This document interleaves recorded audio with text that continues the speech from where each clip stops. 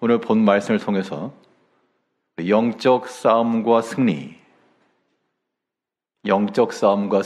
제목으로 하나님의 말씀을 증거하겠습니다.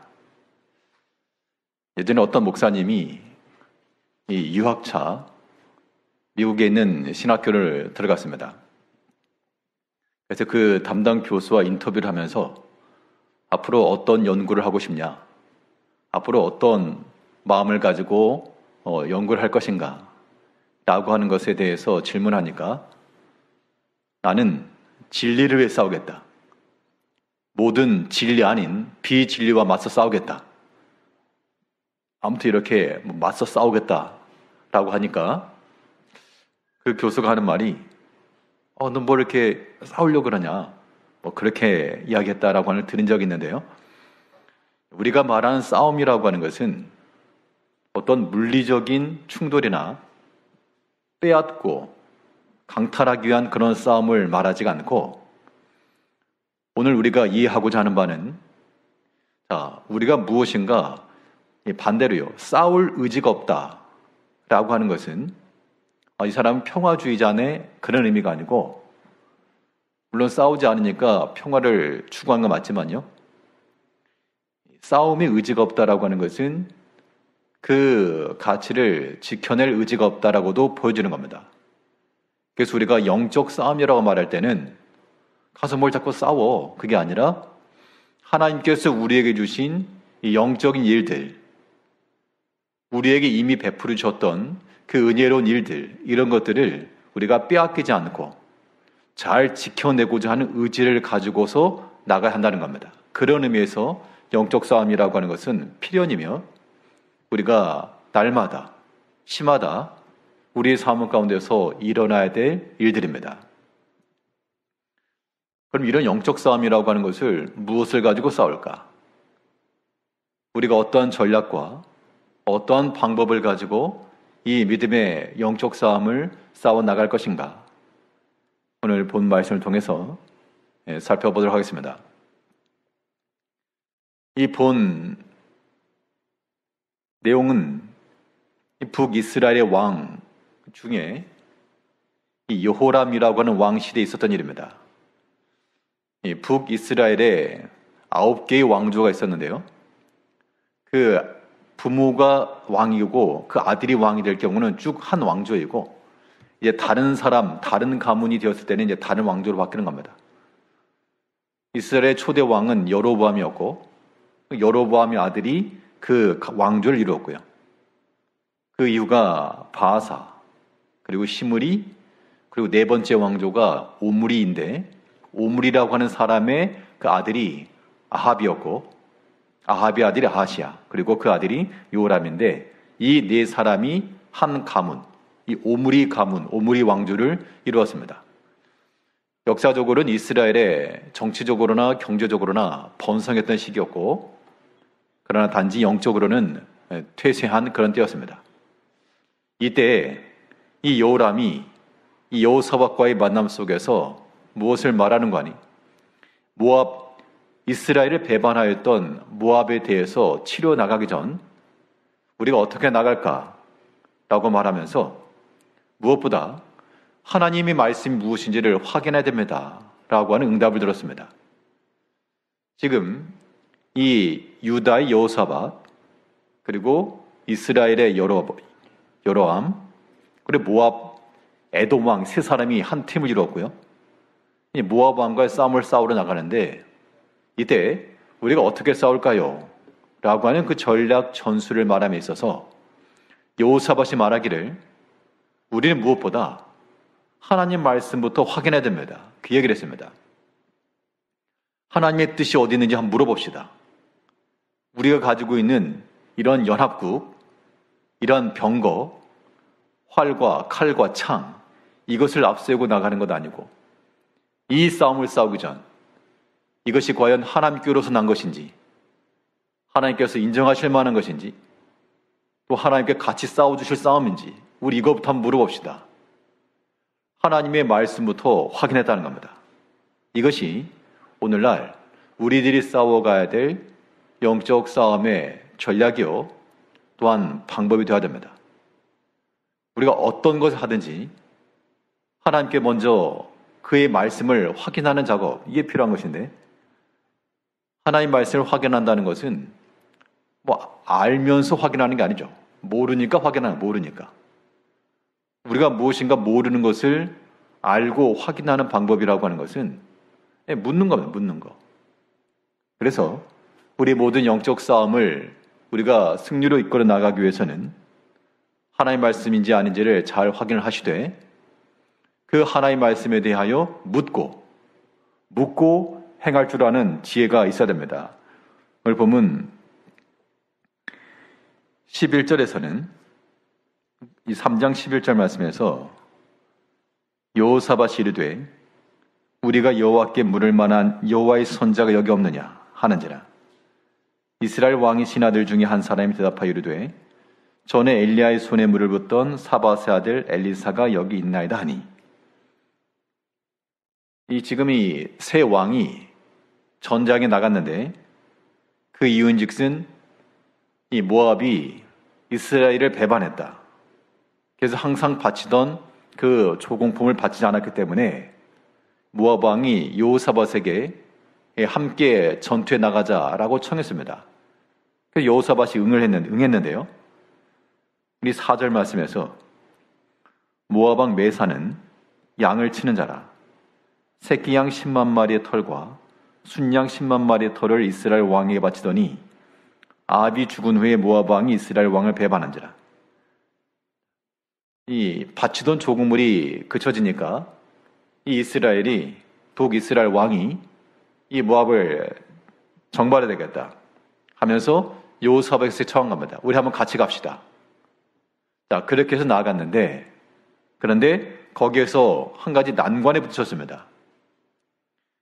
어떤 일이 있었는가 하니, 우리 9절 말씀에서 이스라엘 왕과 유다 왕과 에돔 왕이 가더니 길을 둘러간 지 7일에 군사와 따라가는 가축을 먹을 물이 없는지라.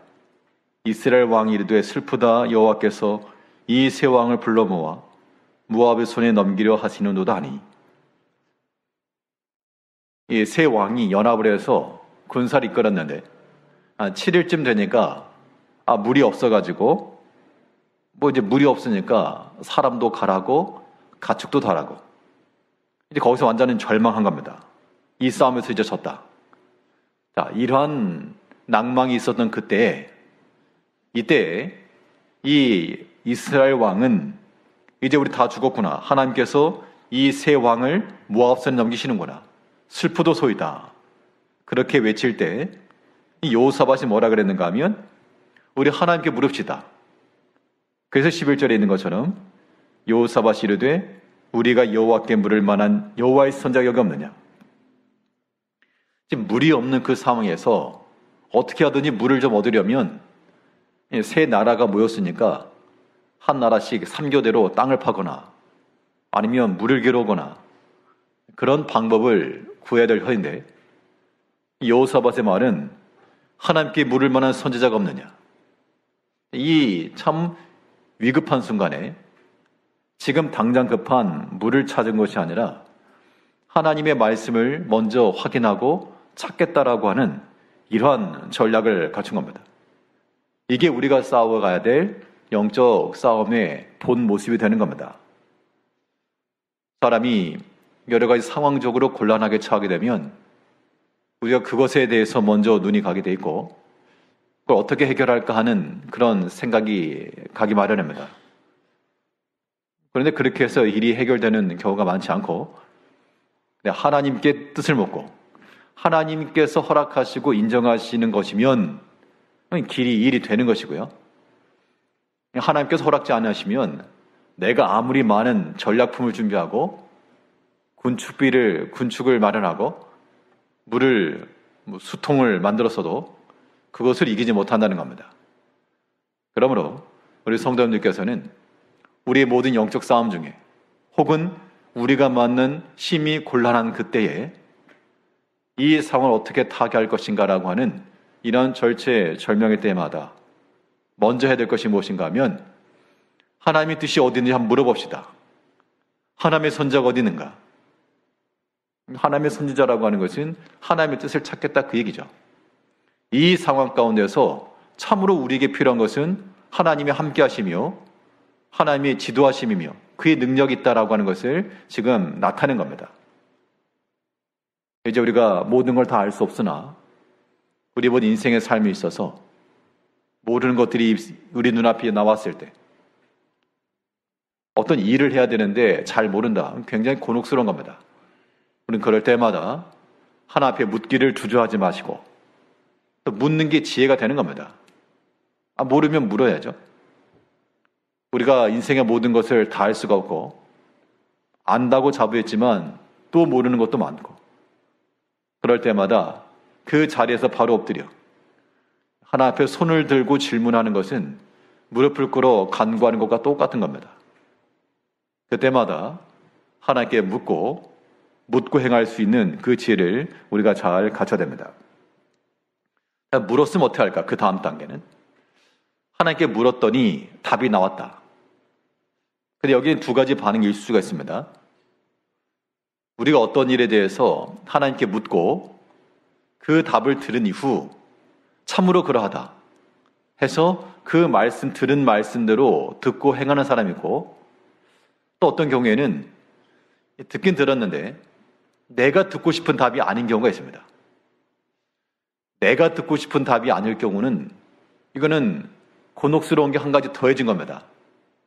뭐 혹을 떼려고 그랬다가 하나 덧붙인 격으로 이 상황을 어떻게 해야 될까 고민하고 하나님 뜻을 찾았는데 거기까지 왔는데 하나님께서 선지자를 통해서 말씀하셨을 때 주의 종이 듣겠나이다.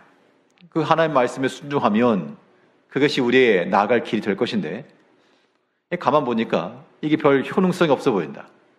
현실성이 떨어져 보인다. 그런 일들 우리가 만나게 되면 굉장히 주저하기 마련이고요. 하나님의 뜻과 그 말씀을 우리가 몰라서가 아니라 알면서도 그 말씀대로 행하지 못할 때가 있다는 겁니다.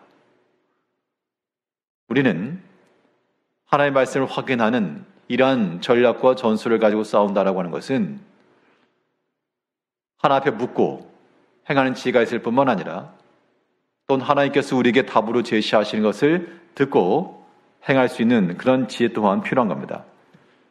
우리 16절을 보게 되면 그가 이르되 여호와의 말씀이 이 골짜기의 개천을 많이 파라 하셨나이다. 지금 엘리사를 통해서 물었습니다. 그때 여차여차해서 엘리사가 이 검은 것, 하프겠죠? 하프, 검은 것 타는 그 음악 소리를 들으면서 영감 가운데 하나님의 말씀이 이것이요 라고 지금 얘기를 했습니다.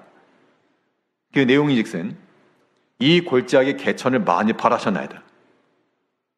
지금 물이 없어서 사람도 가라고 지금은 짐승들도 먹일 물이 없어서 이 진군이 불가능한 상황인데 이걸 해결하려면 어떻게 될까? 이때 하나님께서 선지자를 통해서 하신 말씀이 개천을 파라. 어떻게 보면 지금 이 전장이라고 하는 이 상황 속에서 좀 땅을 파고 있을 때인가 지금? 전열을 다듬어서 언제 쳐들지 모르니까 전방과 후방을 주시하고 경계를 잘 삼엄하게 갖추고 그런 진을 구성해야 되는데 땅을 파라. 자기 무기를 일단 내려놨겠죠. 거의 땅을 파면서 개천을 파라. 이러한 일들이 당연히 물을 얻을 수 있는 한 방법이긴 합니다. 실제로 땅을 파서 물을 얻었고 또 얻을 수 있을 가능성도 있기 때문에 그런 방법을 몰랐을 리가 없죠. 그런데 과연 그 상황에서 땅을 파고 있는 게 옳은가? 이게 지금 전쟁 중에 할 일인가? 라고 하는 것에 대해서는 이것을 반대하는 사람이 있었을지도 모르겠습니다. 현실적으로 봤을 때 이거는 마치 어떤 장면과 유사한 관이 이스라엘 백성들이 가나안 땅에 들어왔을 때 요단강을 건너와서 전쟁을 치르기 전 한 것이 무엇이었습니까? 당연히 그 가나안 백성들의 염탐을 하고 진열을 정비하고 칼과 활을 다듬고 그렇게 한 게 아니라 그 길가리를 얻어서 모든 백성들이 할례를 받았다 그랬습니다. 그러면 전쟁을 앞두고, 지금 전쟁을 눈앞에 두고 할 일을 행하는 게 맞는가? 그런 생각들이 분명히 있었겠죠. 이거 지금 전쟁을 앞둔 사람, 우리들에게 주어진 뜻이 맞는가? 하나님께서 그렇게 명령하셨다 그래도 그것을 들은 사람들이 이건 좀 아닌 것 같다. 그렇게 나올 수 있다는 겁니다. 근데 이런 자세를 가지고 나가면 영적 싸움을 가지고 우리 제대로 이길 수 없다는 겁니다. 자, 실로 하나님께서 일하시는 방식이라고 하는 것은 하나님의 말씀을 온전히 믿고 신뢰하고 나가는, 어떻게 보면 지혜롭지 못하고 배움이 없고 혹은 어리고 그런 사람들의 순수한 믿음이라고 하는 것이 배우는 것이 많고 오랫동안 믿었다고 자부하는 그런 사람들의 불신앙보다 더 강한 겁니다. 하나님께서 그렇게 역사하시는 경우가 많죠. 우리 신앙의 삶이 있어서도 여러 경험들 혹은 여러 간증들 이런 건 마찬가지죠. 많이 배웠고 훌륭하고 그런 사람들보다도 여러 가지 삶 속에서 나는 약하고 부족함이 많으나 하나님의 말씀을 그대로 믿고 이 상황 가운데서 이 말씀에 순종하는 것이 과연 합당한가? 그런 거 두 번 질문하지 않고 하나님의 뜻이다라고 깨달았을 때 그대로 순종하는 사람들을 통해서 하나님께서 일하신 겁니다. 앞에서 엘리야 선지자의 경우도 한 끼 먹을 식량밖에 없던 그 집에 찾아가서 가서 먹을 걸 만들어 오너라. 지금 이 상황 가운데서 이 엘리야 선지자의 말을 순종하는 것이 합당할까? 그런 인간적 생각은 당연히 들겠죠. 그러나 그런 사람의 생각이라고 하는 것을 앞세우게 되면 우리는 하나님의 뜻을 이루어낼 수가 없는 겁니다. 사람의 지식과 경험과 믿음이 있노라라고 하는 그런 스스로의 판단, 스스로의 착각이 도리어 이성적이고 합리주의적일 수 있으나 그런 사람의 생각이라고 하는 것이 신본주의를 역습하는 겁니다. 이제 우리는 하나님의 말씀을 확인하고요. 하나님께 묻고 또 하나님께서 우리에게 말씀해 주시고 깨닫게 하시면 그 들은 대로 철저히 순종하여 개천을 팔아 있으면 칼과 창 내려놓고 개천을 파는 거고요. 또 하나님께서 창을 들고 나가라 그러시면 지금 당장 먹지 못하고 고나에 있지만 들고 나가는 겁니다. 어떤 백성들이 복된 주의 백성인가? 하나님께서 우리에게 명하시고 그 명한 대로 온전히 행할 줄 아는 그런 성도들이 복된 줄 아시고 이제 우리의 모든 삶에 있어서도요. 영적 싸움이라고 하는 거, 이거는 영적인 가치와 영적인 은혜들을 지키는 겁니다. 이 지키기 위해서 하나님의 말씀을 항상 확인하시고 말씀이 아닌 것들은 버리시고 하나님께서 우리에게 명하신 것들은 의심 달지 말고 또 사람의 생각 앞세우지 말고 오직 하나 앞에 무익한 종과도 같이 충성된 마음을 가지고 이 말씀에 순종해 나갈 때 우리 어떤 싸움에서라도요, 이 영적 싸움에서 승리하는 것이 가능할 것입니다. 이 영적 싸움에서 우리가 무엇으로 싸울 것인가? 이런 영적 싸움에 있어서 우리에게 있어서의 전략이라고 하는 건 무엇인가? 아주 중요한 전술은 하나님 경외심입니다. 하나님 경외심. 하나님을 경외하는 마음이라고 하는 것이 우리가 직면한 온갖 종류의 이 영적 싸움을 이겨낼 수 있는 정말 좋은 비결이 됩니다. 왜 그런가? 하나님을 경외한다라고 하는 것은 우리 개개인, 우리 개개인 신앙인들이 가지고 있는 그런 성품이기도 하는데요. 이것은 이제 우리 입장에서 하나님을 경외하는 것이고, 자, 그럼 우리가 하나님을 경외한다 했을 때 하나님 입장에서 우리를 이제 보는 겁니다. 자, 하나님께서 보셨을 때 하나님을 경외하는 자들을 하나님이 어떻게 여기실까? 사람도 마찬가지입니다. 사람도 나를 대적하거나 나를 비방하거나 이런 사람에게는 마음이 다치기가 쉽죠. 그런데 나에 대해서 마음이 열리거나 호의적이거나 사랑을 베풀거나 이런 경우에는 당연히 선한 마음과 호의감을 가지고 바라볼 겁니다. 어떤 관심이 항상 가게 되어 있죠.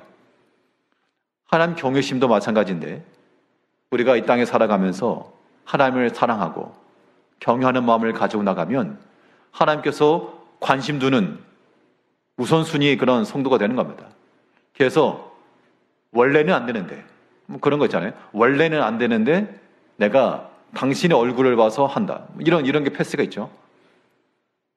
이 관계성 안에서 오는 겁니다. 하나님께서 오늘 엘리사를 통해서 하신 말씀을 보게 되면 여호사밧이 우리가 지금 이 공궁에 처했는데 하나님의 뜻이 어딘지 한번 물어봅시다. 우리 선지자를 한번 찾아봅시다. 그랬더니 누구를 추천했는가? 엘리사를 추천했습니다. 근데 엘리사 선지자가 와서 하는 말이 무엇인가 하면 내가 당신이 불렀다고 해서 이게 올 게 아니었다. 당신은 당신이 따르는 선지자가 있지 아니하냐. 당신이 섬기는 우상 신이 있지 아니하냐. 그거 따라가라. 그런데 이 여호사밧 때문에 내가 왔다. 그 얘기를 하고 있습니다. 그리고 보면 14절을 보게 되면 엘리사가 이르되 내가 섬기는 만군의 여호와께서 살아계심을 두고 맹세하노니 내가 만일 유다의 왕 여호사밧의 얼굴을 봄이 아니면 그 앞에서 당신을 향하지도 아니하고 보지도 아니하였으리이다. 지금 엘리사가 하는 말은 당신들이 나를 불러서 내가 오긴 왔는데 이스라엘 왕 당신 때문에 내가 온 게 아니고 여호사밧 때문에 내가 왔다. 지금 그 얘기를 하고 있는 거죠. 내가 여호사밧의 얼굴을 봄이 아니면 그 앞에서 당신을 향하지도 아니하고 보지도 아니하실 것이라. 그러니까 그 여호사밧이라고 하는 한 사람의 하나님을 경외함과 또 바른 양심과 이런 모든 일들이 하나님 앞에 관심의 대상이 되었고 또 하나님께서 그 누구보다 북쪽 이스라엘 왕이 요구할 때는 별로 관심이 안 갔는데 여호사밧이 요청하니까 먼저 얼굴이 돌아갔다는 겁니다. 이게 하나님께서 역사하시는 방편이죠. 그러면 우리가 어떤 어려움에 처했을 때 도움을 구한다고 하면 하나님은 과연 나에게 얼굴을 돌려주실까? 아니면 그냥 못 들은 체 하실까? 우리 만일 두 사람이 있어가지고 한 사람이 하나님께 구했습니다. 또 한 사람도 하나님께 구했습니다. 근데 하나님께서는 너만 구했다 그러면 내가 안 들을 건데 네 옆에 있는 이 사람은 참으로 신실하며 나를 사랑하며 내 말씀을 존중하는 자이기에 내가 이 사람을 보고 응답해 준다. 그렇게 답변하신다 그러면 우리는 과연 어느 쪽에 위치한 사람일까? 때로는 우리가 부끄러울 때가 많죠. 나 때문에 하나님께서 이 가정에 복을 내리시고 나 때문에 하나님께서 이 교회에 얼굴을 돌리시고 그런 사람이 되면 참 복된 자들이요. 반대가 되게 되면 나 때문에 하나님의 진노가 임하고 나은 사람 때문에 하나님께서 마음을 돌이키시고 내리려고 하시던 복을 거두시고 그런다 그러면 완전히 손해의 인물이 되는 겁니다. 마이너스 사람이죠. 이제 우리가 하나님 앞에서 이 믿음의 영적 싸움을 잘 싸워나가는 것, 우리 무엇보다 하나님을 경외하여 하나님의 신뢰를 얻는 자가 되어야 됩니다. 하나님을 사랑하고 경외한다라고 하는 것이 우리 입장에서는 우리의 신앙 고백이겠고 우리 쌍방이니까요. 하나님 입장에서 보았을 때는 하나님의 신뢰를 얻는 겁니다. 사람도 신뢰를 주지 못하면 그 사람이 하는 말이 아무리 청산 유서와 같아도 믿지 않을 겁니다. 하나님께서 우리에게 행하는 모든 말들, 우리의 모든 신앙 행위들을 다 보시겠죠. 이것이 하나 앞에 과연 신뢰가 있는 것인지 아니면 신뢰라고는 눈꽃만치도 없는 것인지. 신뢰성의 담보라고 하는 것은 그 약속을 실천하는가의 여부에 있습니다.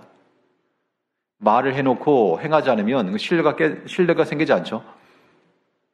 우리가 하나 앞에서 신앙 고백으로 날마다 하는데 이 믿음으로 살지 못하고 하나 앞에 우리가 때로는 회개도 하고요. 때로는 말씀에 감동도 받고요.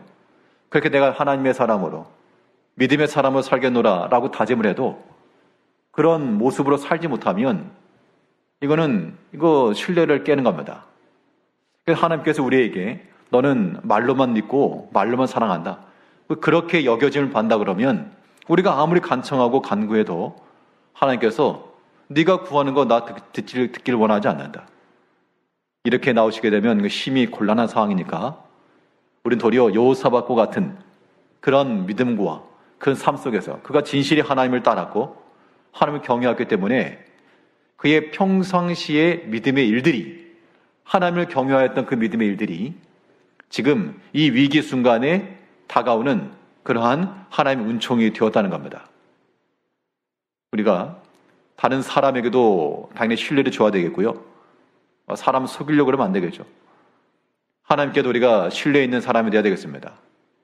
우리 신앙 고백대로 또 우리가 받은 사명대로 그 믿음의 일들을 잘 감당해 나가는 것, 이것이 굉장히 중요한 겁니다. 그럼 그 신뢰라고 하는 건 어떻게 얻을까? 큰 말, 사람이 허황된 말 하는 사람들은 신뢰가 가지 않죠. 그런데 작은 것 하나 약속을 지킨다든지 세밀한 것 하나 놓치지 않고 또 이렇게 응답하는 것을 보게 되면 거기에서 신뢰가 가는 겁니다. 큰 말을 하면서 거창한 계획을 아무리 말해봐야 뜬구름 잡는 얘기고, 근데 작은 것부터 실천하거나 작은 일에 행동할 줄 아는 사람은 작은 일에 충성된 자가 큰 일에 충성되라 그랬으니까 이것에 지금 신뢰감을 느낀다는 겁니다. 그래서 하나님께서 말씀하시기를 작은 일이라도 작게 여기지 말고 그것에 충성하라. 그러면 그 모든 믿음의 일들이 하나님의 경외함의 증거가 돼요. 하나님께서 그걸 가지고 역사하신다는 겁니다. 우리 모든 성도님들도 마찬가지입니다. 하나님께서 우리에게 요구하시는 그 믿음의 현장이라고 하는 것이 거대한 거창한 것을 요구하시는 것이 아니고 어떻게 보면 지극히 작은 것만, 작은 것. 그 작은 것 하나를 실행해 나갈 때 하나님께서 그것을 인정하시고 그 다음 더 큰 걸 맡기시고, 이런 과정이죠. 우리가 하나님의 신뢰를 얻는 방법이라고 하는 것은 작은 것을 작게 여기지 않고 하나님의 것으로 크게 여기며 순종해 나가는 겁니다. 오늘 본문에 나오는 엘리사도 마찬가지인데요. 엘리야와 엘리사 넘어가는 과정이 이렇게 자세히 나와 있지 않지만 한 가지 힌트를 찾아보게 되면 엘리야와 엘리사가 그냥 어느 한순간에 이렇게 이동했다가 아니라 엘리야와 함께 다니면서 엘리야를 수종들었던 그러한 위치에 있었음을 우리가 알 수 있습니다. 11절 다시 보시면 여호사밧이 이르되 우리가 여호와께 물을 만한 여호와의 선지자가 여기 없느냐 하는지라. 이스라엘 왕의 신하들 중에 한 사람이 대답하여 이르되 전에 엘리야의 손에 물을 붓던 사밧의 아들 엘리사가 여기 있나이다 하니. 엘리사를 말하면서 엘리야의 손에 물을 붓던, 물을 붓다는 얘기는 지금이야 수도꼭지 열면 물이 나오지만 예전엔 그렇지 않았죠. 이것은 엘리야를 따르면서 수종들었던 그런 모습을 보여주고 있습니다. 그러니까 모세를 수종들던 요수아, 이와 같은 개념인 거죠. 엘리야를 수종들던 엘리사. 그러니까 요수아의 리더십과 엘리사의 리더십이라고 하는 것이 하루아침에 똑 떨어진 것이 아니고 그 이전부터 그 믿음의 모세를 따라다녔고 또 믿음의 엘리야를 따라다니면서 함께 동행하고 또 보고 배우고 듣고 또 이런 물을 부었다라고 하는 것은 종이 하는 일인데 그런 것도 마다하지 않고 작은 일이라 여기지 않고 감당해 나가니까 이게 하나님 앞에서 충성됨이 된 겁니다. 하나님의 신뢰가 그렇게 쌓인 거죠. 하나님께서 그 엘리사를 통해서 그 당시에 보게 되면 엘리야의 승천 장면을 보게 되면요, 그 당시 선지 생도들이 많이 있었습니다. 가는 곳곳마다 선지 생도들이 있어가지고 당신의 스승이 오늘 들려 올라갈 거 아십니까? 그렇게 물어봤던 사람들이 많았는데 그 중에 엘리사 한 사람을 그 엘리야 다음으로 세웠던 것도 그의 이 작은 일에 충성한 것이 무관하지 않다는 겁니다. 또 하나님께서는 이 믿음의 일을 행함에 있어서 지금 선지자를 통해서 하신 말씀이 개천을 팔아. 그러면 그걸 들은 사람들은 어떻게 판단하겠습니까? 그게 무슨 일이냐, 그게 어떻게 답변이 되겠느냐? 하다못해 하늘에서 비가 내리든지, 하나님의 능력이 많다며요. 갑자기 하늘에서 좀 비가 내리든지, 아니면 땅이 터져가지고 물이 좀 솟아오든지, 그래야지. 개천을 팔아? 어떻게 보면 이것은 작은 일일 수 있는데, 근데 하나님께서 엘리사를 통해서 뭐라 말씀하셨는가 하니, 작은 일로 여기지 말라. 이것이 비록 적은 것처럼 보이지만 하나님께서 그것을 통해 역사하신다는 겁니다. 그걸 믿는 자들은 적은 것처럼 보일지라도 순종하는 것이고요. 그렇지 않은 사람들은 순종하지 않는 겁니다. 거기서 이 믿음의 싸움의 결과가 나타나는 거죠. 보면 17절을 보게 되면 여호와께서 이르시기를 너희가 바람도 보지 못하고 비도 보지 못하되 이 골짜기에 물이 가득하여 너희와 너희 가축과 짐승이 마시리라 하셨나이다. 이것은 여호와께서 보시기에 작은 일이라. 여호와께서 모압 사람도 당신의 손에 넘기시리니. 어떻게 보면 지금 당장에 봤을 때 보이지 않지만 그러나 하나님께서 이렇게 하라 명하셨고 이것은 하나님 앞에 지극히 작은 일이라. 그러나 그 작은 일이라고 해서 그것을 없인 여기는 것이 아니라 그 작은 일을 통하여 하나님께서 역사하시고 모압을 당신의 손에 넘겨주시고 하나님께 이렇게 역사하시겠다는 겁니다. 그러므로 이제 우리가 이 모든 영적 싸움에 있어서 우리의 전략과 전술이라고 하는 것은 이것이 하나님의 뜻인지 하나님의 말씀을 확인하는 것이 먼저요. 또한 하나님께서 우리에게 말씀하신 것에 대해서는 비록 적은 거라도 하나님을 경외하는 마음을 가지고 나가면 하나님의 신뢰를 우리가 득하기만 하게 되면 우리가 어려움에 처했을 때 하나님 먼저 달려오시고 먼저를 감싸주시고 그래서 우리를 이기게 하실 겁니다. 이러한 전략으로 모든 영적 싸움을 잘 싸워 이기시는 성도님들이 되시길 바라겠습니다. 기도하겠습니다.